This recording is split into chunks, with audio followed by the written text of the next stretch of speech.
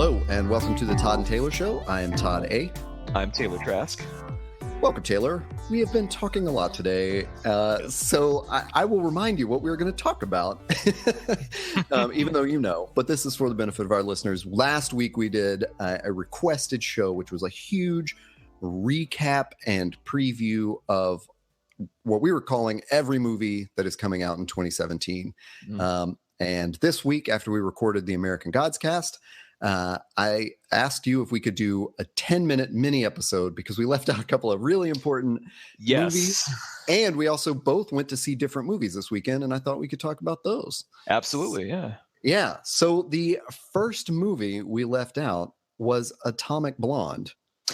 Yeah, and this is interesting because I had seen the last week, like when I saw Guardians of the Galaxy, I remember seeing an end cap or POP display, those giant cardboard sort of cut out, paper doll looking things that they have in movie theaters. There's a big old one for Atomic Blonde. And it was like James McAvoy, Charlize Theron, they're awesome. And I'm like, what is that? And then just never quite thought much about it until I saw it as a trailer before King Arthur this last week. And was just like, holy crap, we forgot to talk about that on our episode. And it is coming out really soon, right? Yeah, it may be one of those things where, God help me, that may be the surprise hit of the summer because it just literally kind of came out of nowhere, and it has the makings of one of those like classic just stupid fun guy movies, that women are also going to probably appreciate. It just has it's almost a little bit made by committee from what I can tell, but you got Charlize Theron looking like as sexy as she ever has. You've got, it's basically like a La Femme Nikita kind of role. And it's funny because we just brought this up in last week's episode where someone else had mentioned that her hairstyle in Fast 8 is Angelina Jolie's from Gone in 60 Seconds. Atomic Blonde is very much the kind of movie that Angelina Jolie would have been doing 10 years ago. Yep, exactly. It is very much like a Mr. and Mrs. Smith kind of thing. It definitely seems more serious and hard-edged. Well, yeah, for 2017, but still has a lot of the same kind of fun and jokes and sort of, it's surprising Brad Pitt isn't in it too. He would have been the James McAvoy character or something. And all we take away from it is like she's some kind of international agent, not really a spy, but some kind of, sometimes in disguise, and then she just kicks a lot of ass. That's all I got from it. Mm-hmm. Yeah, am I missing something? No, and she makes out with Sophia. What's her face from Kingsman? The chick with the sword legs. She's like the French spy. Right. Make out scene. You're like, oh, well, I have to see it now. It's my duty as an American man to see this now. So you didn't even know about it until you saw that stand up and then the preview. Yeah, I had never heard word one about it until then. And I didn't either. I had not heard a word about it, except that I had seen this preview on YouTube like a while ago. Mm-hmm. And maybe I'm misremembering that. Maybe it was just like a month ago. But it seems like it was like at the beginning of the year, like this was coming in 2017. And I just sort of forgot about it, really, until I heard other people mention they'd seen the trailer ahead of something. And I saw it ahead of Guardians of the Galaxy this weekend in IMAX. So, okay.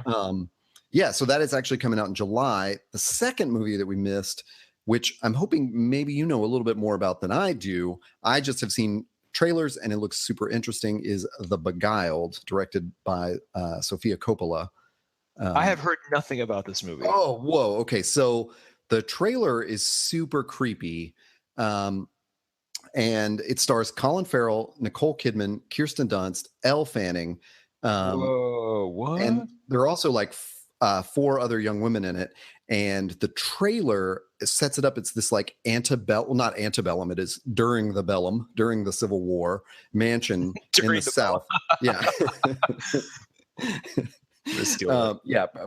Whatever that's called. My Latin fails me in this moment. But yes, it is during the Civil War. There is a old Southern mansion where Nicole Kidman is clearly like the matron of the house. Kirsten Dunst is like the sort of, secondary matron or whatever you might call it. And Colin Farrell is a wounded soldier. I believe a Union soldier. And he shows up, and in the trailer, there's just this kind of tension of they're treating a wounded soldier, and Kirsten Dunst is clearly infatuated with him a little bit, or developing some feelings for him. And then in the trailer again, like sort of, there's one of those, like she, opens the door to a room she thinks is unoccupied, and Nicole Kidman is naked with Colin Farrell. And, and so you kind of think it's like I don't know. It almost looks like a weird love story set in the Civil War. And then it just turns into something super evil. And like almost, at least from my trailer experience, was like, wait, is this like Misery? Now they're keeping him their prisoner, and they're weird, breaking his bones or something to like, hobble him and keep him here. So I don't know. It just gets creepy super fast. And Sofia Coppola is not like, there's not that kind of tension in her movies that I've seen before. Yeah, no. So, that's why when you said her name, I'm like, wait, what? That's why I'm really interested in it, because it definitely had a very slow moving horror feel to it. And so anyway, it's called The Beguiled. I don't have a release date on that, but this summer. Interesting. What movie did you see this weekend? I saw Guy Ritchie's King Arthur, blah, blah, blah, whatever the subtitle is, this weekend. And if you listen to our last movie review episode, I was sort of hopeful because I had seen a lot of good, positive press on it. A lot of people were like, oh my God, this is actually surprisingly better than we thought, yada, yada, yada. And I went and saw it, and, I enjoyed myself. My first text to you, I think, after seeing it was, it's a tonal mess. I mean, it's hilariously just a giant, big pile of mess. Yeah. But there are a couple sequences and scenes that are just goddamn phenomenal. Like the first 15 minutes are just as epic and as amazing as, it's like, take those elephants from Lord of the Rings and make them like 20 times bigger, and have like gigantic, like have these like sorcerer mages like shooting fire from the top of them, and you'll have like the opening sequence. It was amazing. It was spellbinding. Without spoiling anything, that I'm guessing that means the opening sequence is some kind of battle. Oh yeah, very much. Very much. Cool. Well, but hook. Yeah. Oh yeah, totally. And it's like, it's worth almost seeing that just for that scene alone, just seeing it in the big screen, because it definitely, you need to have the overwhelming sort of aspect of that. But then it just like, it's almost like they needed a couple more passes at that screenplay, because it sort of hobbles along here and there, and then it's like you sort of hobble along, and then like they have this really killer sequence. You're like, okay, so this is the movie. And then it's like, no, hobble along. And it gets a little cliche, and just, you don't quite ever understand why Jude Law is evil, which is a huge problem, because he's does some really bastard stuff. And you're like, but why? Why are you evil? Like, it's never clear. Right. Well, we also brought up, and let me ask you about this, about how does Charlie Hunnam do in the lead? Because we sort of expressed our skepticism about him carrying a movie like that. Yeah, he was in he was technically the lead, quote unquote, in Pacific Rim. And I say quote unquote because I would argue Idris Elba was the lead in Pacific Rim. But no, Charlie, he was like Mako. That's who I thought was the lead, really. You know what? I'd even take her too. And he was fine. And just like in this movie, he's fine. I would have definitely cast a different person though. If you're going to sell this movie, if you're not going to do real Arthurian legend, you're going to like mess with sort of the story, and there's not going to be Merlin, there's not going to be Guinevere or any of that. Then your next thing in line is, okay, we got to cast this thing with some star power, and you got Jude Law, and that's fine. And you got Eric Bana playing freaking Luther Pendragon, his father, Arthur's father. I would have rather seen Eric Bana take the lead. He would have been great. He was perfect. So it's like you get Charlie Hunnam, and he's fine, but it just sort of fell flat for me. I would have rather seen somebody a little bit more interested in selling these sort of it's like he became a legend by just sort of rolling with it. Yeah. And not feeling like I have. You're not feeling like, oh, this isn't for me, or I have a goal here. I have to avenge my family. Like, no, just sort of like, I guess, and now I'm king, so that's cool, right? Again, very Nelson Baghetti like. He kind of just rolls through this world, just like. There's a reference to our latest episode of American Gods Cast, which you should check out, which is also a reference to Silicon Valley. And you made me lose track of what I was going to say. Damn it. The Nelson Baguetti of it. I mean, it really is. It really is. That is now my reference point, because it's just like, and it works for Silicon Valley because guess what? You have 5 or 6 other characters, filling in all the other gaps. So you can afford to have a character who's just sort of oblivious. That can't be your lead. That can't be what drives the story. So, Right. Well, I saw, I know what it was. I know what I was going to say that was funny, which was between last week's episode of the Todd and Taylor Show, where we talked about all movies, and this week, if you haven't heard that one, go back and listen just for this one part, which is Taylor's preview of Rings. The sequel to The Ring is, quote, "I'm sure it's fine." So I really want to see the Taylor, like you become the Roger Ebert of movie reviews. It's just a podcast you have that's called like, "It's Fine." Because that's what you've said about Charlie Hunnam now several times. Yeah. I would really love that, where it's like, yeah, he's fine. I'll say this: like, if you're there one night with your girlfriend or by yourself or whatever have you, like, I want to watch a movie. I don't want to think too much about it. I just want it to happen. Then this is a movie for you, where you'll be like, yeah, I'm entertained by some of these things. But it's you're more annoyed by the fact that, like, Merlin's not in it. Like, all the key sort of staples, especially if there's magic. I mean, that blows me away. Honestly, I thought Jude Law was like an evil Merlin or something. Well, he's King Vortigern. So if you're familiar with Arthurian legend, or if you've watched the Merlin miniseries from NBC, as I have, Vortigern is and they actually treat him pretty. That it's pretty respectful. Like, he's weirdly Uther Pendragon's brother in this, which I'm not sure if that is accurate. Okay. At this point, I mean, arguing the accuracy of Arthurian legend is kind of a pointless endeavor anyway, because it's like, it's like arguing the accuracy of Batman stories. It's like, I mean, everyone's going to have their twist.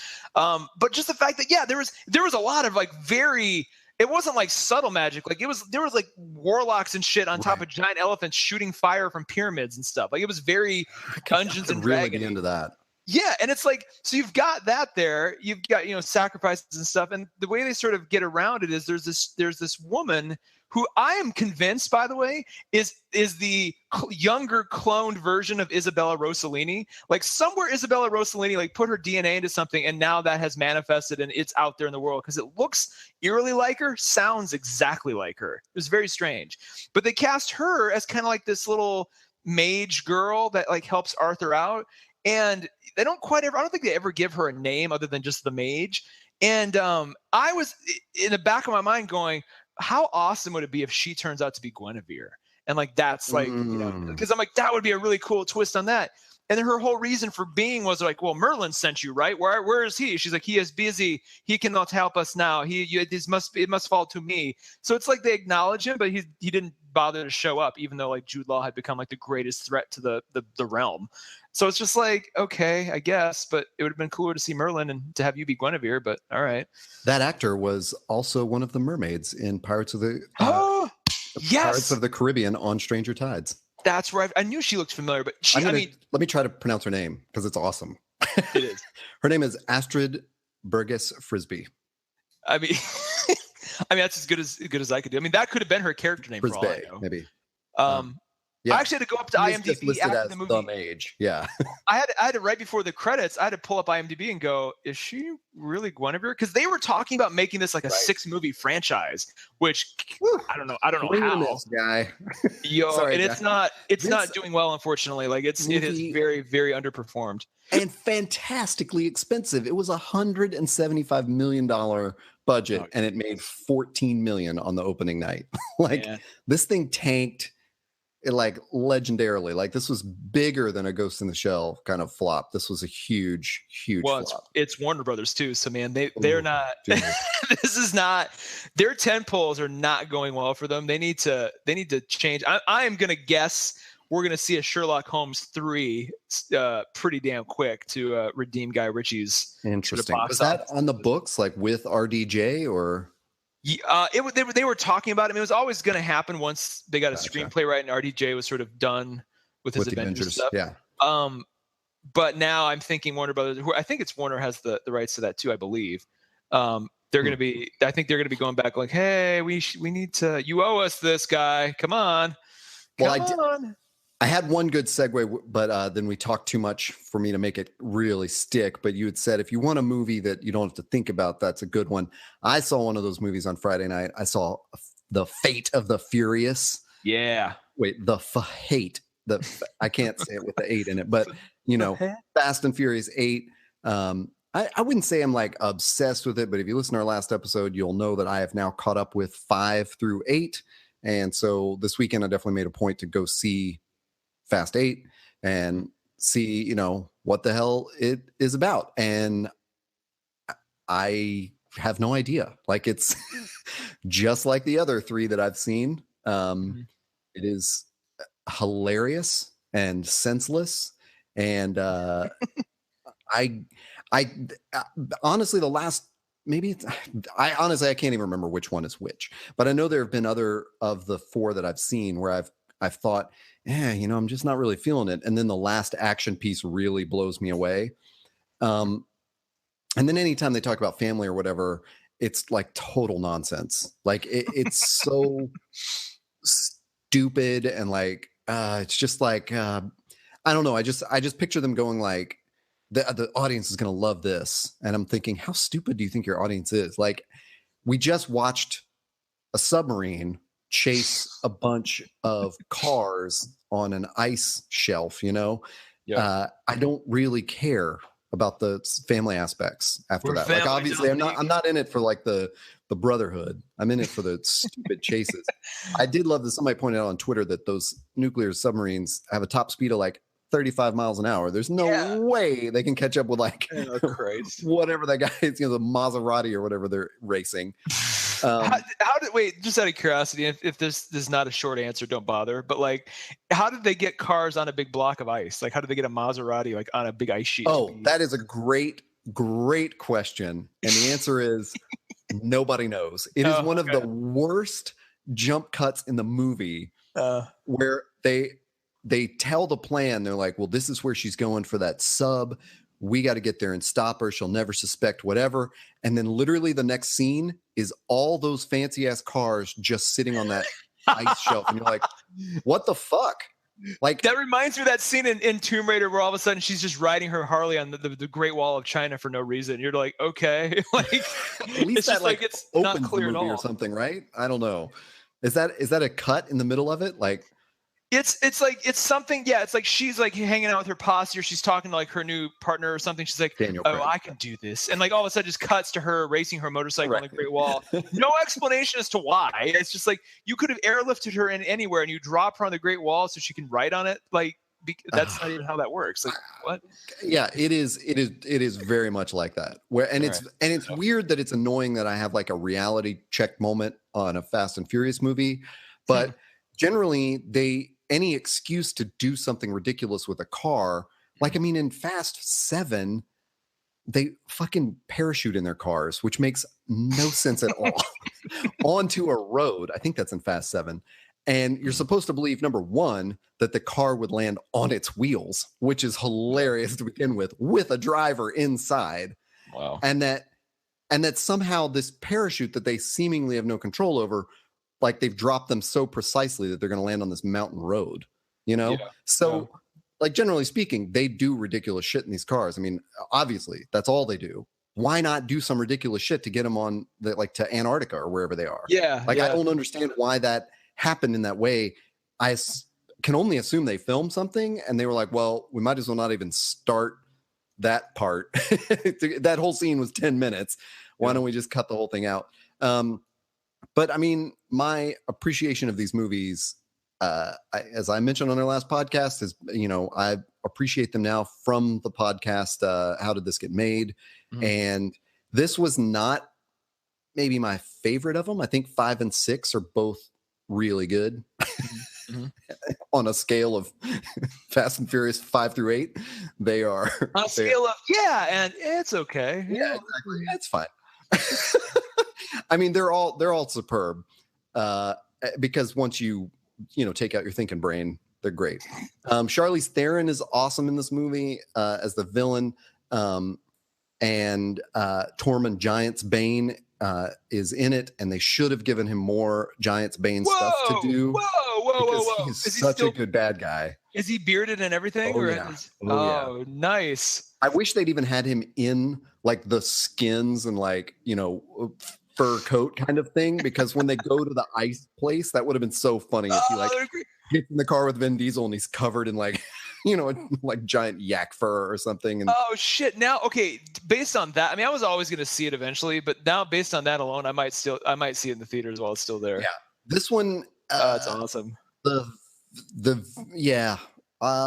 Boy, I mean, there's some, it's good. Go watch it. Ignore the dumb stuff. The thing that opens the movie, there's always a race that opens the movie, and this one is probably the dumbest one that opens up any of the movies. I mean, it is so stupid, and I was laughing loudly several times during this race.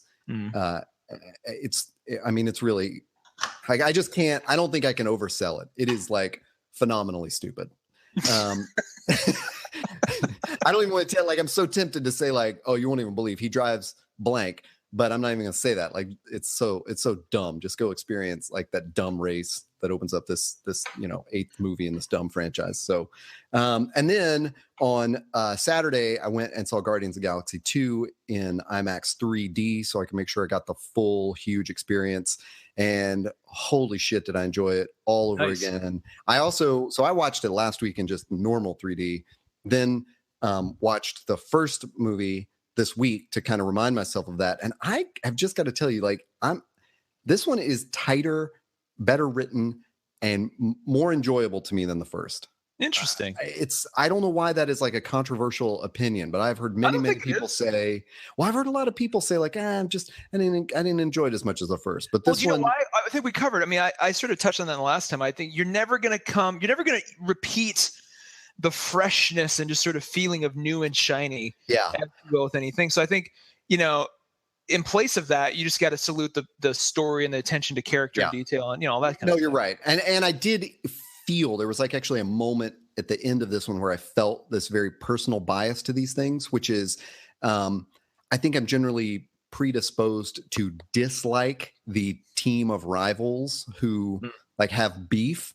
And I'm always much more interested once they're like acknowledged teammates who maybe kind of like have, sarcastic relationships with each other.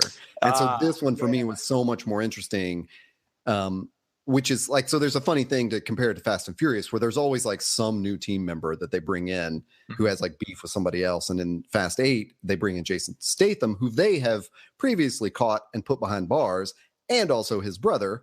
And they bring both of them out from prison to participate in the, in the gang like episode. Man,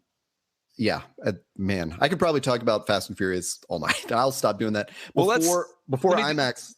Oh, go ahead. Before that, while you just to kind of like change topics real quick, I did also see a trailer before King Arthur for Robot Planet, and was which you wonderfully renamed whatever Transformers movie it is that's coming out with all this. It's like Transformers 7 something the last night. But you in the last podcast just simply said, let's just call it Robot Planet, and the second you said that, I have been obsessed with this now.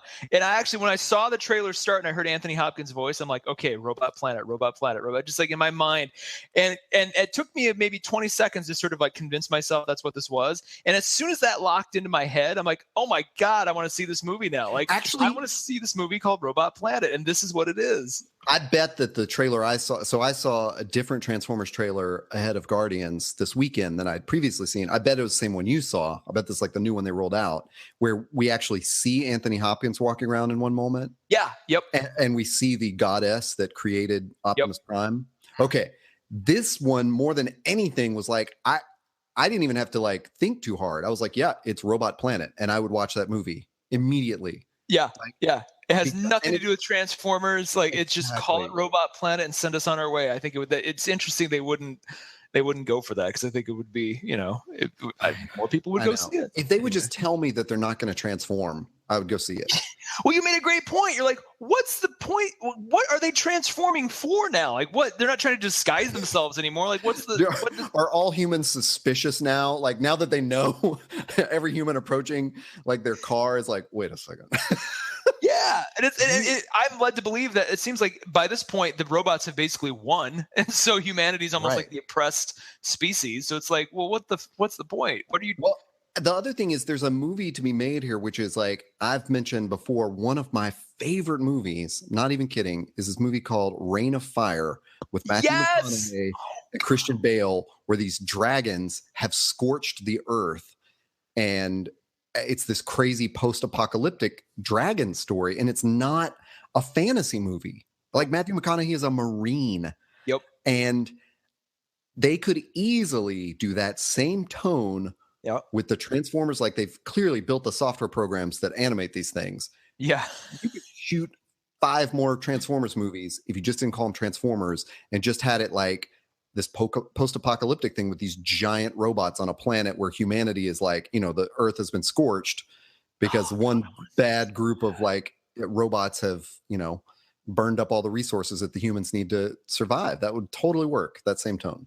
Well, and first and foremost, well done to you for name checking Reign of Fire. That is one of those movies that always gets overlooked. And every time it's on, I'm like, oh my God, I love this. And then I just never have the wherewithal to go buy it and own it.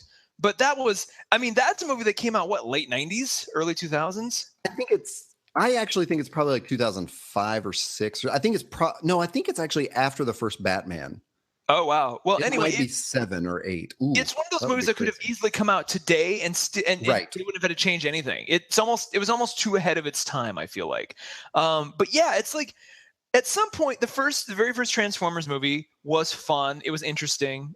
Great little soundtrack, as I've mentioned. And when they actually still retained shapes of the vehicles around them. So like you can say, oh, I see how Optimus Prime becomes a semi-truck. I see how Bumblebee becomes a car. Now I look at the character, animations. I'm like, that dude's not turning into anything. Like he just is a robot. Like what's the point anymore? He doesn't even have any color on him. Like there's nothing here. So I don't know. Yeah. So anyway.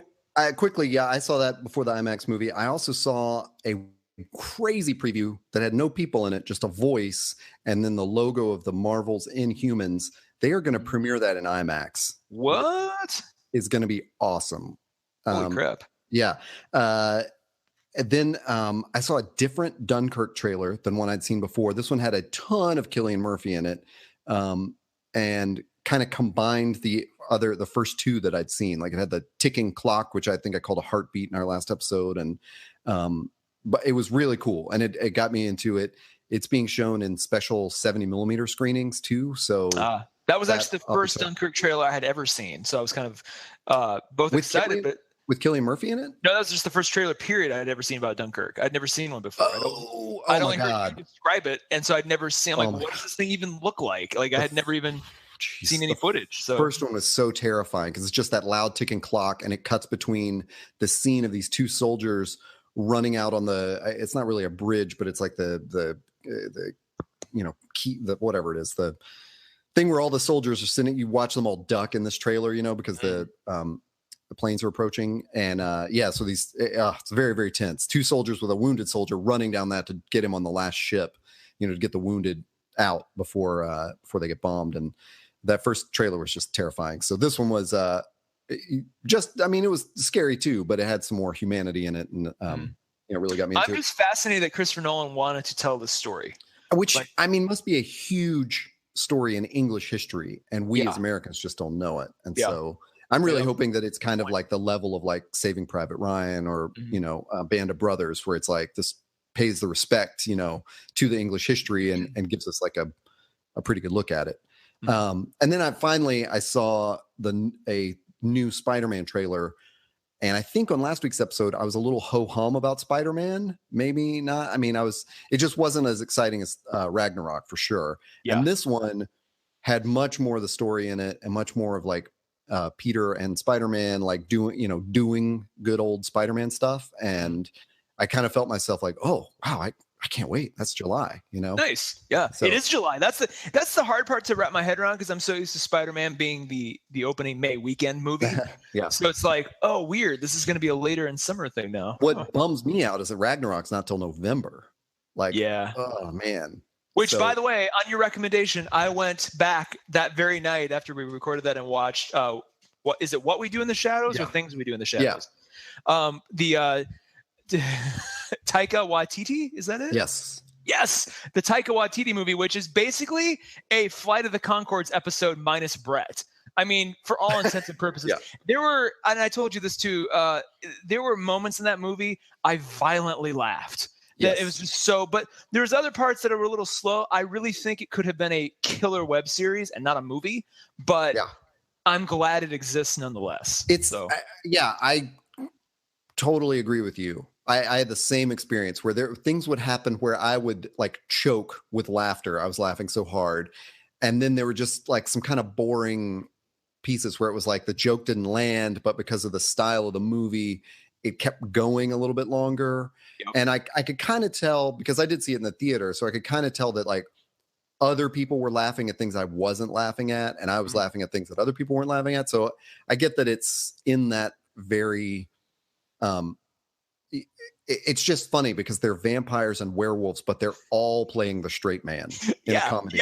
Yeah. And so, I mean, even like the Nosferatu vampire that's like just super just deadpan and like realistic, you know? It's like there's nothing kind of fantastic about it. It's like that just can, you know, it can go either way. You can laugh hysterically at it, or you can be like, I don't get what's going on. But, well, I like it too. And the reason I brought it up is because Taika Waititi is directing Thor Ragnarok. Yes. He directed that, but he's also in it as like one of the lead roles. I didn't realize he actually appeared in it. So that was fun. Right. He's like the main vampire. That's sort of the Jared of Silicon Valley. He's just kind of walking around showing you about, you know, like this is what this is.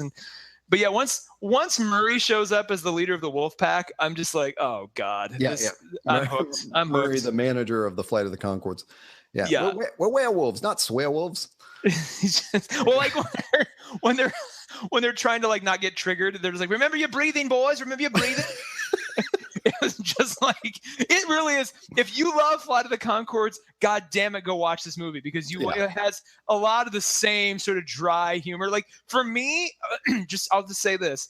For me, it took about 10 minutes for me to really get into it. I was watching going, this is okay, I guess.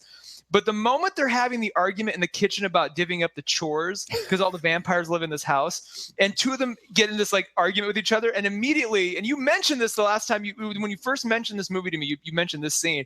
They're sitting there arguing, and all of a sudden they're like, and they rise in the air and start having like a slap fight while levitating in the air, and it happens so seamlessly that you're just like, holy fuck, that's right, they're vampires. This is how they would fight. It's shot in that style of like reality show kind of like we're accustomed to with single camera sitcoms, where I can't even remember if they actually address the camera at any point, but it's definitely meant to feel like there's a documentary crew like living in the house with them, like they've invited them along, like, you know, come see how these vampires live. They do recognize the camera because when they're out with it, once they turn Nick, spoilers, into a vampire, he's like talking to the camera like, don't talk to them. Like they're very specific about, like, you know, they don't want to be outed as vampires or anything. So it's like they're, you know, they mention it. But yeah, it's God, it's so good. And I can't, now that I've seen that, I have high expectations for Thor Ragnarok. Man, I mean, I saw the trailer again before Guardians and was like, holy shit, I'm so excited about Thor Ragnarok. So you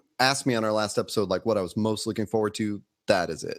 Definitely. That might be second place in my list now. I think right after Kingsman might be Thor Ragnarok, which are both fall movies, and I think fall is becoming the new summer. Makes total sense. I mean, you love Kingsman, and that should be exciting to you. And I will see Wonder Woman on opening weekend for sure. Oh, me too. Thor Ragnarok will be like, that's the one I'm anticipating. So, well, let's do this. If Wonder Woman ends up being as killer as I hope, then we should probably do another review episode. Let's do it. That'll be awesome. Get Emily Kelly in. Emily, that's a challenge. We got to make sure first of all, the movie's got to be as good as I want, and then we can all just geek out about it. Yeah, love it. And thanks for thank you, Taylor, for hanging around and doing this catch up. We actually talked more about movies than I thought we would. Yeah. So as we mentioned on our last episode, Todd and Taylor show may be kind of few and far between while we're doing American Gods Cast, prepping for Wednesday in Westeros and stuff like that. But like you just now said, if Wonder Woman, you know, kicks ass, let's regroup for that. And we got a bunch of other ideas for stuff to do. So where can people find us? We are online on Google Play, on iTunes, on Stitcher, especially Stitcher. Also SoundCloud.com/their network. And of course, on our website, www.their.network. Where can we find you, Todd, outside of all that? You can chat with me on Twitter at HeyToddA. What about you? I'm at Taylor Trask on Twitter, and find us there. Give us notes, give us comments, suggest shows to us, all that good stuff. We're always listening. So thanks for that. Cool. Thank you, Taylor. Thank you all for listening. We will talk to you soon. Bye.